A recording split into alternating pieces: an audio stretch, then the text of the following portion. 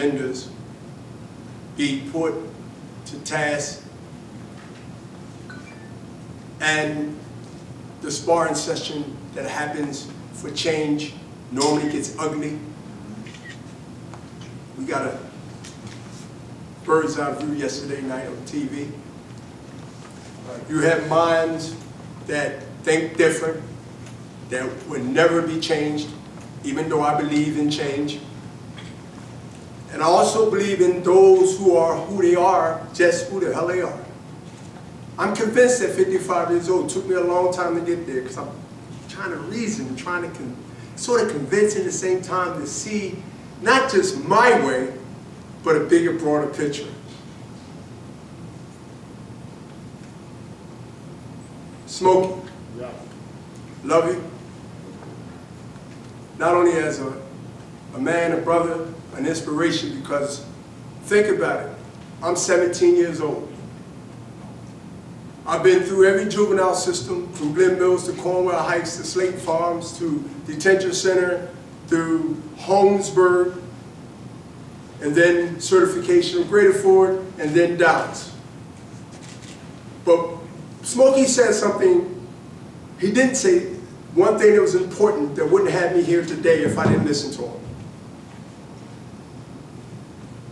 And as my story, along with Smokey, be attached to my story, because of the pandemic, we couldn't continue to film my docu-series and story that's been put together by my partner, Oscar De La Hoya in LA, and also in New York City with my agents, because this is a story that you never heard before.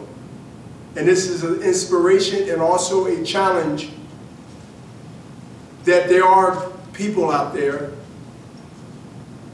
that shouldn't be characterized as monsters, if any, Larry Krasner, or angels.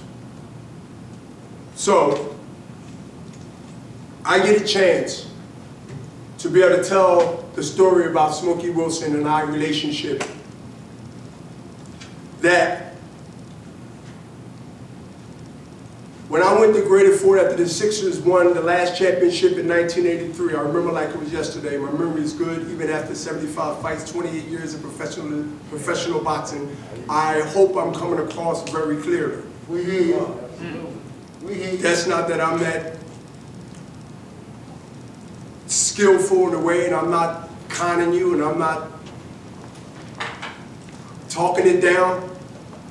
It's a different spirit with Bernard Hopkins. I went through boxing, a hard, taxing sport on your body. I know why I'm still representing myself respectfully, dignifiedly, and my family in the city of Philadelphia. You know why? I supposed to went through those adversities in my life to be able to go ahead and save others. To be able to go ahead and influence others, that whether you're a good artist, whether you're good this or good that or great this, is your power to become that with those who say that you cannot. And that's not the end of all. I'm gonna get back right now to why Smokey. Because of the mentorship that we have to now, if any, in 2020, they desperately need it. If Smokey wouldn't have gave me a thought of that conversation, Larry, Mr. Krasner, and Greater Ford in '84, the calendar turned to '84 after the Sixers won in '83, I mentioned that before.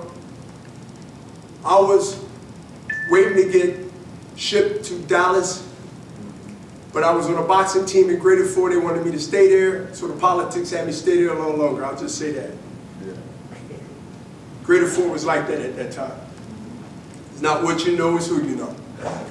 And let me tell you, my brother Michael Derek Hopkins, who's at Millwood Cemetery up in Cheltenham, because we moved from Diamond Street, North Philly, my mother in 72 to Germantown, and that's where she rests at, up in the cemetery. The reason I said that is because, and Michael Derek Hopkins rests there also. 4 siblings, 4 family members. but I'm gonna stop at Michael's. My brother got killed while I was away the same year that I was being sentenced. My mother got hammered that year. And I'm talking about emotionally. Her sons, one in the graveyard, one at graded for. She lost 2 sons in 1 year, Shirley Mae Hopkins. Now you know, I'm not happy, but I'm hearing he's coming to graded for. I'm already in graded for, already what we call dug in, means you go to your hotel, you unpack, you get ready. You know, I got a great sense of humor. And you get settled in, they call it. Well, I was settled in. And I was waiting for this guy who killed my brother to come back because I felt that I had to say something and do something. And it's more do than say. You're in prison. Smokey, that 5 to 15 years, 5 to 10, it would have been maxed out and I probably got another sentence and it would have been higher than the one that Smokey Wilson wouldn't have said to me. Now remember, no fights, no career, no history. I'm just a wild 41 or 45 to the system. But that man right there said, why would you do that? You killed my brother. What are you talking about? Oh, hey, you crazy. Well, either you gonna get killed. He ain't gonna do nothing to me. No, the system. You kill him, he kill you, or you get so much time where you think you're dead, but you're alive. Whoa. But I can't stay there. He stay there. It's called credibility. That can't get around. If they get around amongst the wolves and you don't check that, you become prey. I'm gonna tell my own story because God kept my mind and my stuff intact after all those years of boxing. Still can articulate and not dramatize it, but tell the truth. I listened to him and I didn't agree right away. No, listen, I might be a month off, but it took a while for him to work on me. They really understood that I didn't let it go, but I calmed down on it. It's called waiting for an opportunity. I'm glad that opportunity never came. You know why?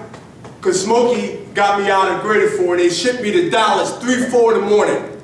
They come in the cell, 5 guards, handcuffed, shackled, got me in the van, took me to State Correctional Institution of Dallas, past Wilkes-Barre, past Scranton, Dallas, PA. If anybody don't know, it's not too far out from Binghamton, New York, and New York, of course. That was one of our radio station, that's why I know that. I had to twist the antenna every now and then. Smokey. Yeah. The world going to see this and hear this story. And it's going to be just to inspire and motivate the world. But first we must take care of our home. Our home is our city. Our home is our city where we sleep at, that's our family. Yes, that's our other home. But our home is our city. And it took many years for people to start realizing, well, champ, I heard you live on this way, you live this way. And I see Delaware tags. I sleep in Delaware, I be in Philly. And that's why I'm here. To everybody that supported me, even the ones that I don't even know supported me, here or not here, I tell them, and I say it on the radio, I say it on TV, I say it around the world every time I had the chance to do this. Thank you, Mrs. Jane. Thank everyone. Thank, the first time I met you and you did the mural in Graded Ford that inspired thousands of people, Mr. Krasner. This man I met for the first time, heard his name, Yaya, I heard it many times, even heard it on the streets. But let me tell you something. Why was it significant for me to honor my parole? 9 years. Come home in '88, that city was drugs, guns, money, and the JBM. That was my era. What would have happened if I didn't go through these trails? What would have happened if I was in societies and I was already on the wrong path? That was my era. That was me. I owe a debt to the city, and some say you don't owe nothing, Bernard. You paid your dues. You pour your bootstraps. You did all the stuff I hear, and I trust me. I get it. I understand it. But you got to understand me. There's something I feel I owe. I took a lot. Now I want to give more. And it's not just giving out a check. I can ride in the car and give money and do all this stuff. Listen, at the while you'll run out. Because the food and this money will depart. But one thing I can get that you can't put money on, at least I can't speak for everyone. That is the future of life and the future now. They, the kids, the adults, they need us. They need us. And before we clean up anybody else's house, don't take this wrong. Anybody, black, white, straight, not straight, I don't care. What you represent, I respect it because that's what you want to be. But let me tell you, or that's what you want to do. We have to clean up our house before we look at your house and talk about your house and where you at and what you should do. Vacuum your rug. Wash your dishes. Let's do that. Let's do that in our house in Philadelphia. We can be the example, Mr. Krasner and everybody here, Jane, everybody. We can be an example for Jersey, New York, the tri-state area, anywhere. Let's be the example. We're doing that now. The DA is doing it.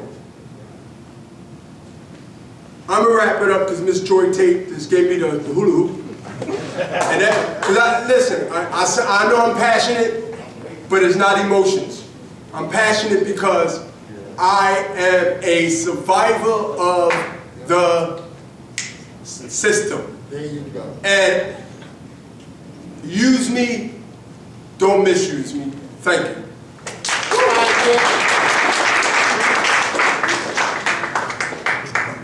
Excuse me. Thank you very much. That was inspiring. And Bernard, I remember totally the day we did the mural in the How many years? How many years? 20-something years ago? Maybe. 19? I was going to say 18, Okay. but I could be wrong. So, but it was huge, and it was beautiful, and it was brilliant. And when you walked in, and there were hundreds, and that's right, it was such a stirring, inspiring moment. Oh. I have that on video, Behind the Glory. Anybody want to see that? Excuse me, I'm being a promoter now, because that's what I do with Golden Boy, I'm a promoter. Behind the Glory with Brian Gumble, and y'all can see that live with Smokey Wilson, still an inmate, did 15 to 20 more years after that. And he hugged me and I hugged him. But please, Behind the Glory is on YouTube. Yeah. So, but yes, and we should do it another mural. But we can sign you up because we're working with kids around the city. And James and you, Smokey, you inspired us back in the day to make sure every minute counts because young people in the city deserve the best. Thank you. Okay, so I wanted some quick thanks, and then we're going to cut a ribbon. All right, so we want to thank, of course, Smokey, thank you. It's so great to see you. The DA, to the staff, Fair and Just Prosecution, Miriam Krinsky, thank you. Arthur Justice, you're awesome. James Hough, oh, thank you. I hope you work with us forever. And to, of course, Paul Farber, Ryan Strand Greenberg, our curators, project managers. To Isabel Ballister, thank you for your support. Yes, Isabel, thank you. To the Department of Public Property, thank you, Bridget Greenwald. We email you all the time. Patrick Livingston, the Art Commission, PAFA, City Hall, MSB, the places that are hosting portraits, thank you. It takes a village. We need people to all work together. And finally, to the Mural Arts staff, you're awesome and wonderful and inspiring, and I can't thank you enough. And I really believe this, that art ignites change. At the end of the day, I want to say, it is really our common humanity that will lead to change, but art plays a role. So everyone, keep supporting artists, keep supporting art, and support criminal justice reform. Thank you so much, and now, we're going downstairs. First, we're going to do a photo here. Photo up, and then we're going to cut the ribbon downstairs. Yaya, Smokey, Bernard, Mr. Krasner,